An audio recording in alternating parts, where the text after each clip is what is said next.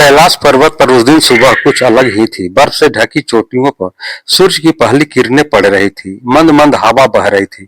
पक्षियों का मधुर कलरव वातावरण को और भी सुंदर बना रहा था। लेकिन कैलाश के कोने में माता पार्वती के चेहरे पर चिंता की रेखाएं साफ दिखाई दे रही थी। वह सुबह से घर के कामों में लगी हुई थी। कभी गणेश के लिए भोजन तैयार करती, कभी कार्तिकेय की जरूरतों का ध्यान रखती और कभी पूरे कैलाश की व्यवस्था संभालती। उधर भगवान शिव अपनी समाधि में लीन थे, जैसे संसार की किसी भी बात से उनका कोई संबंध न हो।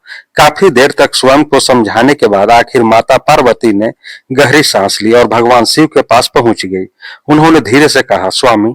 लेकिन कोई उत्तर नहीं मिला। फिर थोड़ी ऊंची आवाज में बोली, स्वामी आंखें खोलिए। भगवान शिव ने धीरे धीरे अपनी आंखें खोली। उनके चेहरे पर वही शांति थी जो सृष्टि के आरंभ से उनके साथ थी। उन्होंने मुस्कुराकर पूछा, क्या बात है देवी, आज आप कुछ चिंतित लग रही हैं। पार्वती जी ने इस बार अपनी सारी शिकायतें एक साथ कह डाली। स्वामी, आप दिन भर ध्यान में बैठे रहते हैं, आपको संसार की कोई चिंता नहीं, लेकिन परिवार चलाने की जिम्मेदारी भी तो होती है। बच्चों की जरूरतें हैं, घर की व्यवस्था है। केवल भस्म और ध्यान से सब कुछ नहीं चलता। भगवान शिव ने भोलेपन से कहा, लेकिन देवी, हमारे पास तो सब कुछ है, कैलाश है, भक्त है, देवता है। पार्वती जी ने सिर हिलाया। यही तो समस्या है स्वामी, आपको लगता है कि सब कुछ अपने आप चलता है। कभी आपने सोचा कि घर संभालना कितना कठिन होता है। भगवान शिव अब थोड़ा गंभीर हुए। तो फिर बताइए देवी, मैं क्या करूं। पार्वती जी ने तुरंत उत्तर दिया, कुछ काम कीजिए, मेहनत कीजिए, खेती कीजिए, कुछ कमा कर लाइए, तभी आपको समझ आएगा कि जीवन केवल ध्यान और समाधि का नाम नहीं है। भगवान शिव ने बिना एक पल गंवाए हामी भर दी। ठीक है देवी, यदि यही आपकी इच्छा है तो मैं अवश्य काम करूंगा। उसी समय बाहर से नंदी दौड़ता हुआ आया।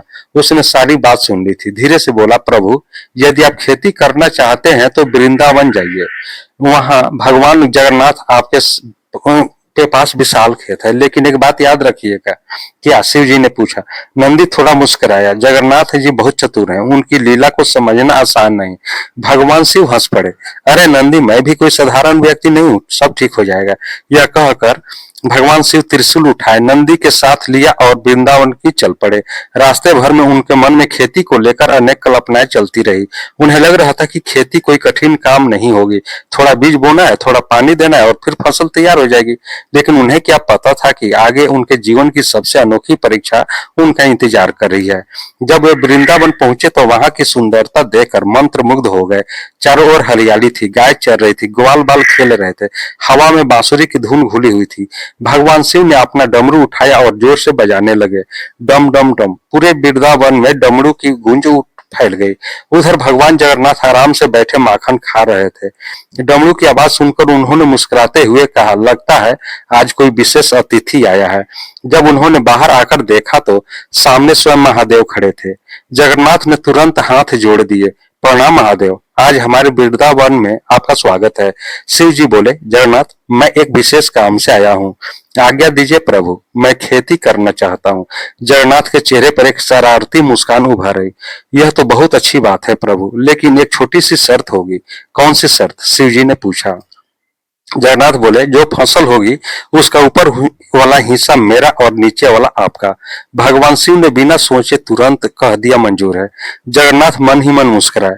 तो फिर प्रभु, इस बार आलू बोइए। और यहीं से शुरू हुई भोलेनाथ की पहली खेती। सुबह से शाम तक खेत में मेहनत करते, नंदी हल खींचता, भगवान शिव खेत जोतते, कभी पानी देते, कभी खरपतवार निकालते, कभी फसल की रक्षा करते। धीरे धीरे आलू की फसल तैयार हो गई। फसल देकर भगवान शिव बहुत प्रसन्न हुए। लेकिन जब बंटवारे का समय आया तो उन्होंने ऊपर की सारी पत्तियां काटकर अपने हिस्से में ले ली और नीचे मिट्टी में छिपे आलू जगन्नाथ के हिस्से में चले गए। तब जगन्नाथ ने मुस्कुराकर कहा, प्रभु, असली फसल तो नीचे थी। भगवान शिव स्तब्ध रह गए। लेकिन बात तय हो चुकी थी। वो पत्तियों की गठरियां लेकर कैलाश लौट आए। वहां माता पार्वती ने जब गठरिया खोली तो अंदर केवल पत्ते थे। उस दिन पहली बार भोलेनाथ को समझ आया कि केवल मेहनत करना ही पर्याप्त नहीं, समझदारी भी जरूरी है। लेकिन कहानी ही समाप्त नहीं हुई, क्योंकि यह तो बस पहली बार था। अभी भगवान जगन्नाथ की दो और लीलाएं बाकी थी और भोलेनाथ को अभी 2 बार और धोखा खाना था, ताकि संसार को एक ऐसी सीख मिल सके जो आज भी उतनी ही सच्ची है जितनी उस समय थी। भगवान शंकर ने जैसे ही वह सुना, उनके चेहरे पर अजीब सी मुस्कान आ गई। वह मुस्कान किसी हारने वाले की नहीं थी, बल्कि उस इंसान की थी जिसने बहुत बड़ा सत्य समझ लिया हो। उन्होंने अपनी जटाओं को पीछे किया, त्रिशूल को एक तरफ रखा और धीरे से बोले, जगन्नाथ, अब मैं समझ गया हूँ। तुमने मुझे खेती नहीं सिखाई, तुमने मुझे जीवन सिखाया है। जगन्नाथ जी मुस्कुराए। उनकी आंखों में वही शरारत थी, लेकिन इस बार उस शरारत के पीछे गहरा ज्ञान छिपा हुआ था। उन्होंने कहा, महादेव, संसार में लोग पहली बार हार के बाद बैठ जाते हैं। कुछ लोग दूसरी हार के बाद दूसरों को दोष देने लगते हैं और कुछ लोग तीसरी हार के बाद भाग्य को कोसने लगते हैं। लेकिन जो इंसान बार बार गिर कर भी उठता है, वही अंत में सच्चा विजेता बनता है। भगवान शंकर चुपचाप सुनते रहे। उनके मन में उन तीनों फसलों की याद घूमने लगी।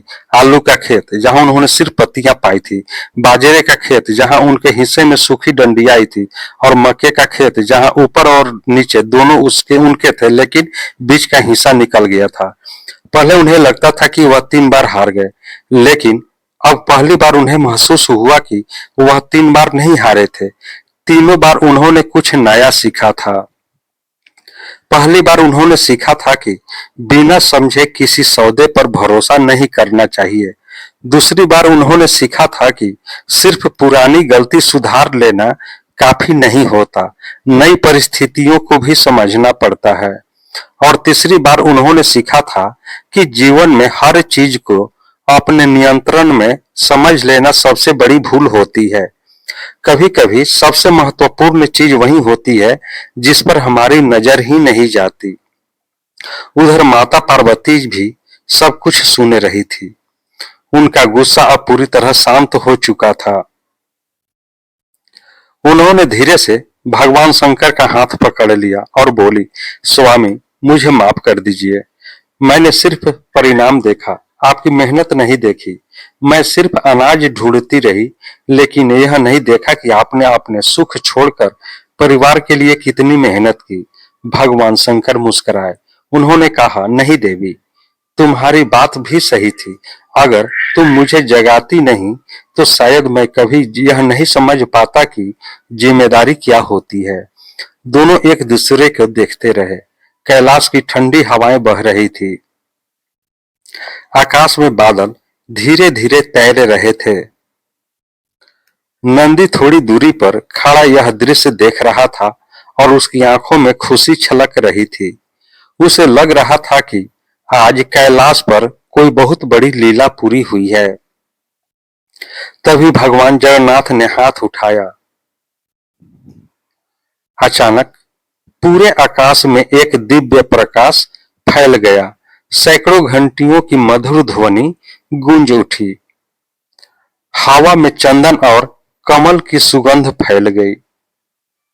पार्वती जी और नंदी ने आश्चर्य से ऊपर देखा और फिर जो हुआ उसे देखकर सबकी आंखें खुली की खुली रह गई।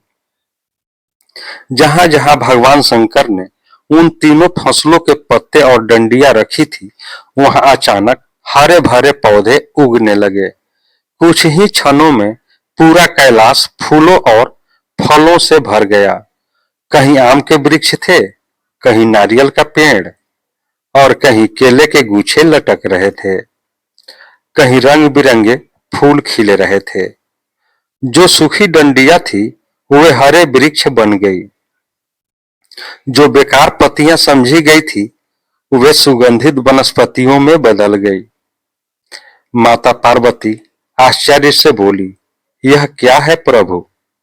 जगन्नाथ जी भी मुस्कुराए। उन्होंने कहा, यह भोलेनाथ की मेहनत का फल है।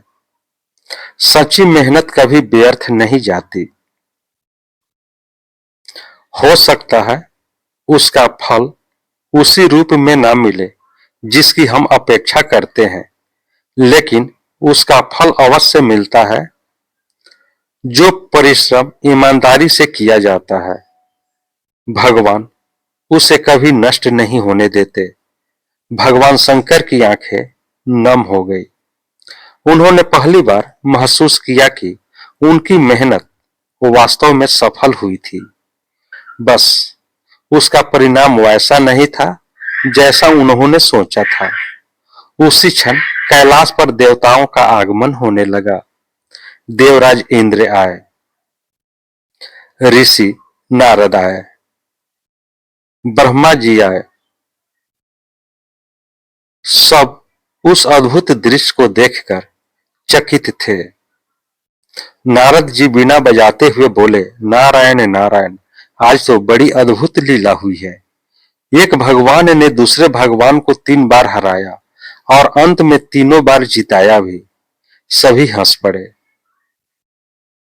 भगवान शंकर भी हंसने लगे और सबसे ज्यादा हंस रहे थे स्वयं भगवान जगन्नाथ। उनकी आंखों में वही बाल सुलभ शरारत चमक रही थी, मानो कह रहे हों, लीला खत्म नहीं हुई है। जीवन भी एक खेत की तरह है।